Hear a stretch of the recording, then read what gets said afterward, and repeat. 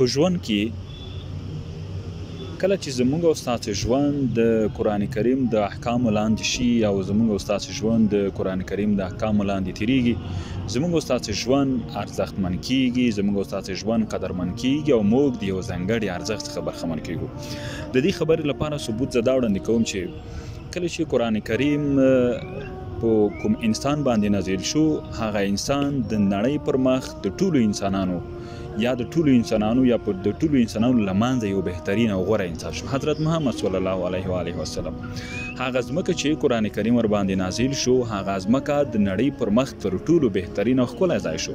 مکه او مدینه منوره. هغه میاشت چې قرآن کریم پکې نازل شو، هغه میاشت په ټولو میاشتو کې بهترینه او ښکلې برکتمنه میاشت وه، د رمضان المبارک. همدې ته ورته نور ډېر مثالونه شته. نو دا ثبوت د دې خبرې شو چې که په ژوند کې زموږ ژوند هم د قرآن کریم د احکامو لاندې، د قرآن کریم د امرونو لاندې تیر شي، زموږ ژوند ارزښتمن کیږي، زموږ ژوند ښکلی کیږي او موږ د یو ځانګړي ارزښت څخه برخمن کیږو. راځئ خپل ژوند د قرآن کریم د احکامو لاندې تیر